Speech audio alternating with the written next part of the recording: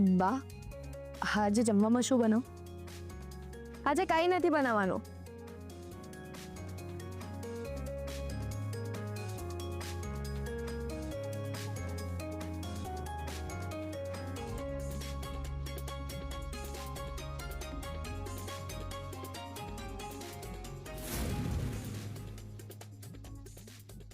વર્ષા, શું વાત છે?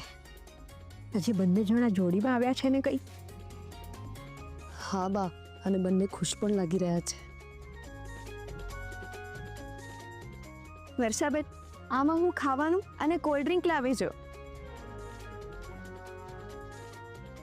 એટલે આજે ઘરે જ પાર્ટી? યસ, મેં શૌર્યને કહ્યું કે આજે આપણે બંને કેન્ડલ લાઇટ ડિનર પર જઈએ. તો એને કહ્યું કે ઘરે બા અને વર્ષાબેન પણ તો છે. તો પછી મેં વિચાર કર્યો કે આજે ઘરમાં જ પાર્ટી કરી દઈએ. Good idea. હા, હું ફ્રેશ થઈને આવું પછી આપણે પાર્ટી કરીએ.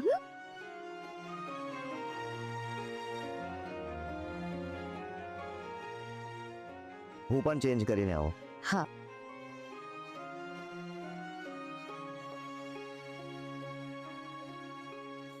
બા, આ બંનેની જોડી કેટલી સરસ લાગે છે નહીં? હા, ભગવાન કરે બંને જણા આવી રીતે શાંતિથી રહે અને આપણને જલસા કરાવે ને, એટલે બસ. શું બા તમે પણ.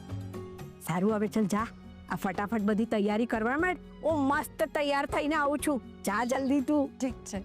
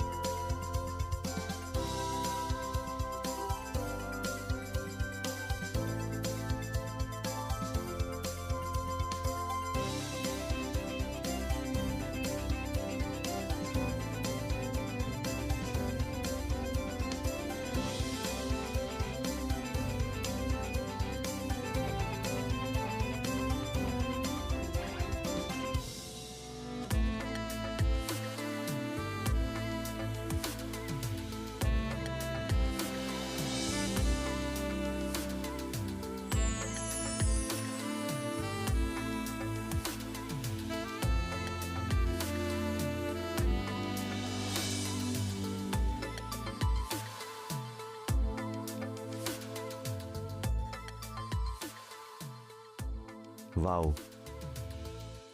you look so gorgeous, Kiara.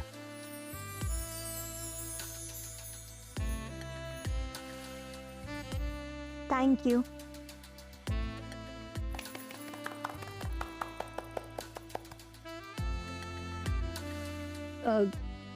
બા, શું વાત છે? આ રાત્રે ગોગન કોણ પહેરે? અરે વર્ષા, સેગ સેગ એટલે સ્વેગ નહીં, ટાઈલ ટાઈલ વર્ષા, ટાઈલ ટાઈલ.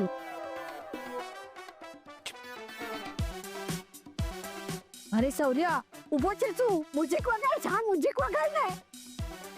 હા બા, 1 મિનિટ કરું છું.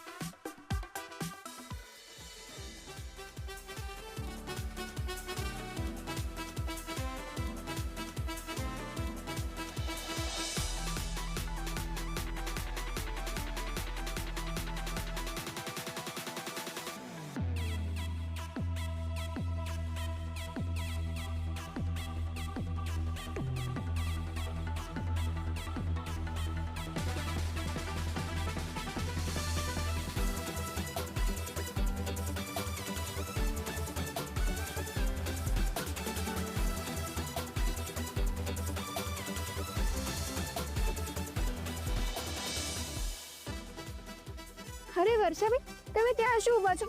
અરે એન્જોય કરો ને. Come on, let's dance. અરે ના ના, હું અહીંયા ઠીક છું. અરે વર્ષાબેન, જો શોરે આ ના પાડે છે ડાન્સ કરવાની. અરે કમોન વર્ષાબેન, એવું થોડું ચાલતું હશે. ચલો આવી જાઓ. અરે અરે ચલો.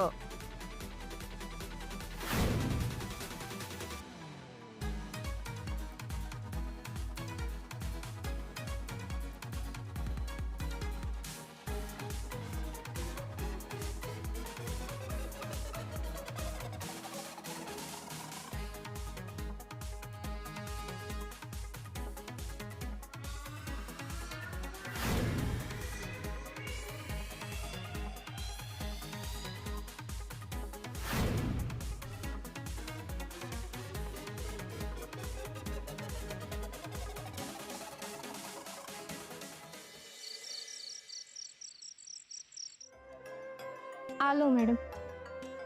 આ શું છે? ખબર નહીં, પણ આ તમારા પેલા ભાઈ છે ને, એમણે મને કહ્યું છે કે તમને આપી દઉં. ઠીક છે. આમાં શું મોકલ્યું હશે?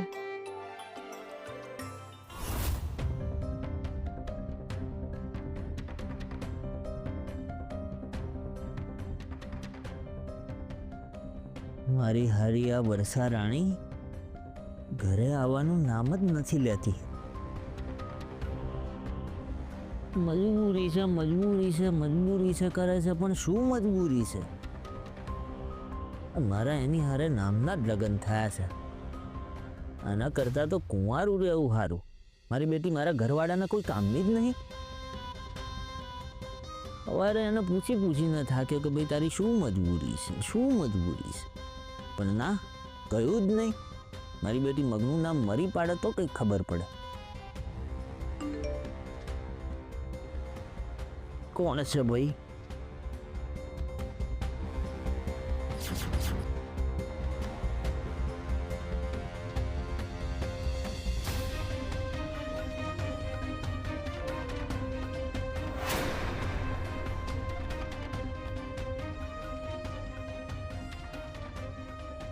હે ભગવાન, આ બધું શું છે ભાઈ?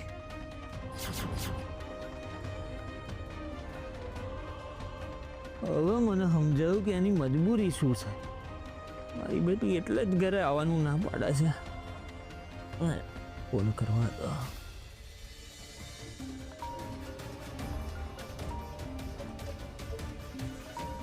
તીર બરાબર નિશાના પર લાગ્યું છે.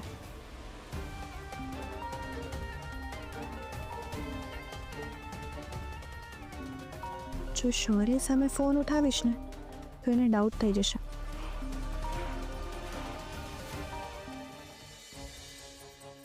આ મારો ફોન કેમ કાપે છે હવે? શું કરું? ફરી એકવાર લગાડી જો. ઉપાડો ભાઈ ઉપાડો. અહીંયા જીવન અડધું થઈ ગયું.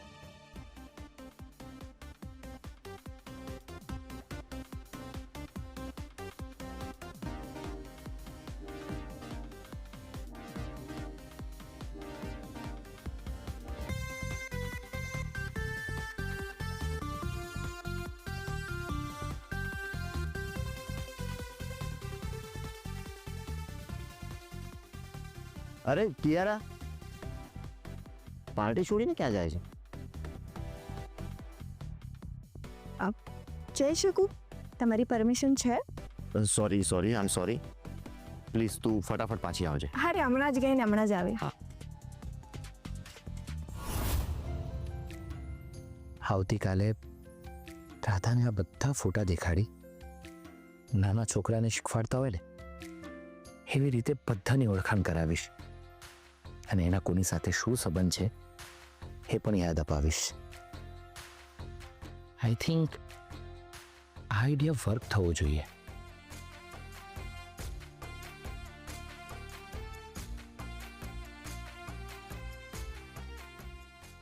શું કરે છે ક્રિશ? જુઓ ને ભાભી, આવતીકાલની પરીક્ષાની તૈયારી કરી રહ્યો છું. તું શું બોલે છે કઈ સમજાતું નથી. ભાભી, મેં તમારી પાસેથી તમારા ફેમિલીના ફોટા માંગ્યા હતા ને. અરે હા, હર્ષ ફોટા લઈ ગયો હતો, પણ એનું શું કરવાનું છે? બસ એ જ બધા ફોટા રાધાને દેખાડી, જૂની વાતો યાદ કરાવી, એના કોની સાથે શું સંબંધ છે ને એ એને બતાવવાનો છું. અરે આ તો બહુ સરસ આઈડિયા છે ક્રિશ.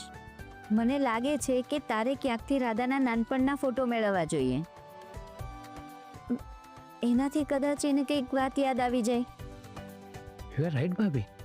ક્રિશ, મને એક વિચાર આવે છે કે ડૉક્ટર જ્યારે રાધાને બહાર હરવા ફરવાની પરમિશન આપે ને, ત્યારે તમે બંને જ્યારે ઢાબામાં કામ કરતા હતા ને, ત્યારથી લઈને અત્યાર સુધી તું રાધાને લઈને જ્યાં જ્યાં ફરવા ગયો હતો ને, એ બધી જ જગ્યાએ ફરીથી તું એને ફરવા લઈ જા. તો શું છે કે આ બધું જોઈને કદાચ એની જૂની વાતો યાદ આવી જાય.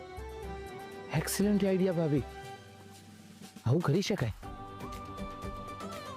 ક્રિશ, મારે તમને બંનેને ફરીથી હસતા જોવા છે, નાની નાની વાતોમાં મીઠો ઝઘડો કરતા જોવા છે.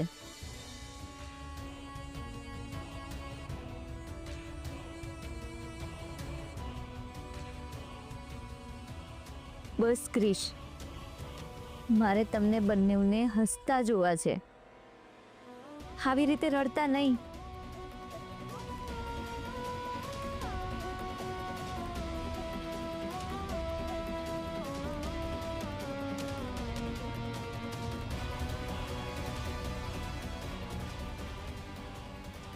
અમારી કોઈ બહેન નહોતી,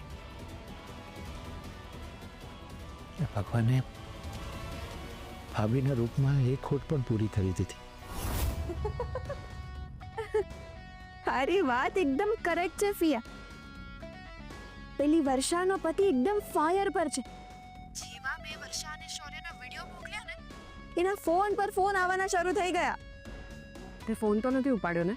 ના ના, હજી સુધી તો નથી ઉપાડ્યો. Very good. ફિયા, તારા કહેવા પ્રમાણે મેં શૌર્યને મારી જાળમાં ફસાવી દીધો છે. હા, એને સાચે જ એવું લાગવા માંડ્યું છે કે હું એને એક્સેપ્ટ કરવા માંડી છું. રિયલી? હા ફિયા, તને ખબર છે આજે મને લેવા માટે મારી ઓફિસની બહાર હું આવું ને એ પહેલા આવીને ઊભો રહી ગયો હતો. બોલ. ઓહ, સિલી લવર બોય. પણ એને ખબર તો નથી પડી ને કે તારા મગજમાં કોઈ રમત ચાલી રહી છે. નો વે ફિયા, હું એને એવો મોકો જ નહીં આપું. આ બધું હું તારી પાસેથી જ શીખી રહી છું. જેવી રીતે તું ભોળી મીઠાફોઈ બનીને બધાને છેતરે છે ને, એવી જ રીતે હું શૌર્યને એવું ફીલ કરાવું છું કે હું સાચે જ એની લવર છું. તને ખબર છે આજે બાઇક પર હું એટલી ટાઈટ હગ કરીને બેઠી હતી ને કે એને એવું લાગવા માંડ્યું છે કે હું એના વગર હવે રહી જ નહીં શકું. પણ એ સ્ટુપિડને એવું નથી ખબર કે મારા ચાવવાના દાંત અલગ છે અને દેખાડવાના. લાગે છે હવે તમારી પાક્કી શાગિર્દ બની ગઈ છે.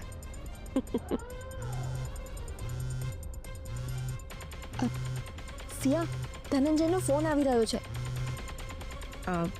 એ ભલે ફોન કરે, તું ઉપાડતી જ નહીં. હા, એટલે પછી આપણે જેમ વિચાર્યું છે ને, એની પાસે એના સિવાય બીજો કોઈ ઓપ્શન જ નહીં રહે. અમારી હાડીએ વિડીયો તો મોકલી આપ્યો, પણ ફોન કેમ નથી ઉપાડતી? ફિયા, તારા પ્લાન પ્રમાણે બધું ચાલી તો રહ્યું છે, પણ આપણે જે વિચાર્યો છે એવો ક્લાઇમેક્સ આવશે ખરો? જો એવું ના થયું ને તો આજ પછી ડેવિલ નામ નહીં લગાડું. ઓહ, આટલો કોન્ફિડન્સ? યસ, મેં જેટલું કહ્યું છે ને એટલું જ કર. તારી ફિલ્મ હિટ થઈ જશે.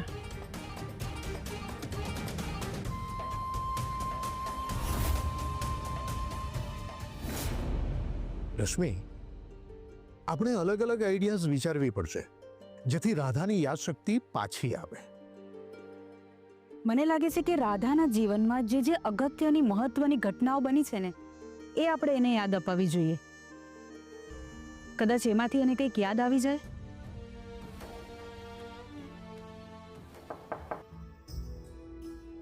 હું અંદર આવી શકું છું? કમોન બેટા, તારે કોઈ આવી ફોર્માલિટી કરવાની જરૂર નથી. તું આ ઘરનો જ છોકરો છે. રાધા પાસે કોણ છે? નર્સ છે. કઈ કામ હતું બેટા? હા, એક નાનકડી હેલ્પ જોઈતી હતી. હા હા પ્લીઝ બોલો ને.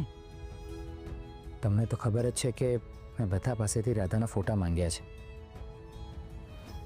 અને આવતીકાલથી એ બધા ફોટા હું રાધાને દેખાડવાનો પણ છું, જેથી એના કોની સાથે શું રિલેશન છે એ હું એને બતાવી શકું, જેથી એને કંઈ યાદ આવી જાય. સરસ આઈડિયા છે. અ, તમારી પાસે રાધાના નાનપણના કોઈ ફોટા હોય તો પ્લીઝ મને આપજો ને. શેષ બેટા, તને તો ખબર છે ને, રાધા નાનપણમાં અમારી સાથે નહોતી. ઓ આમ રિયલી સોરી, એ વાત તો હું ભૂલી જ ગયો. ક્રિશ, આ તમારો ફોટોવાળો આઈડિયા ખૂબ જ સરસ છે. હું એક કામ કરું છું, વર્ષા સાથે વાત કરું છું. કદાચ આપણને એની પાસેથી રાધાના નાનપણના ફોટા મળી રહે. ડોન્ટ વરી, હું જોઈ લઈશ. Thank you. Good night. Good night બેટા. Good night.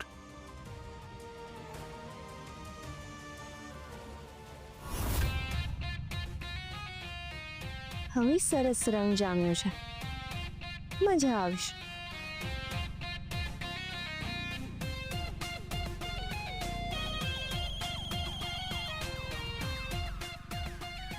હા મેડમ.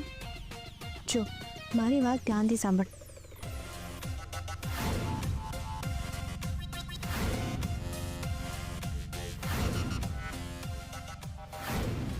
સમજી ગયો? હા મેડમ.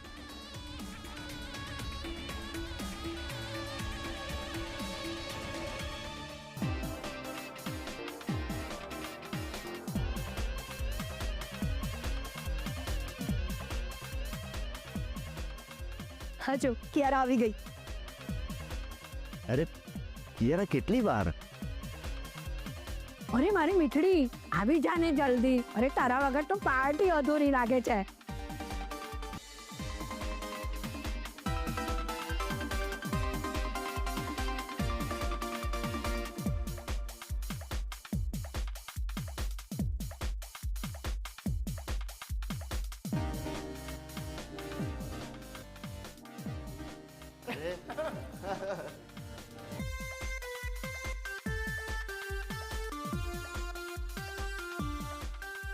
અરે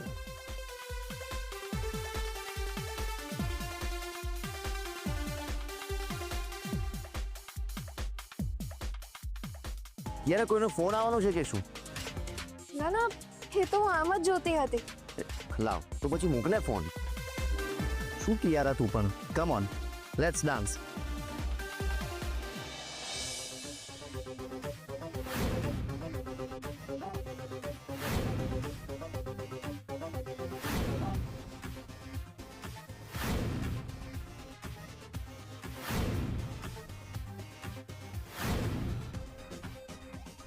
એક મિનિટ, મારે કોલ્ડ ડ્રિંક પીવું છે.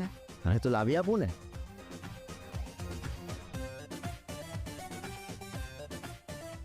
લે કિયા.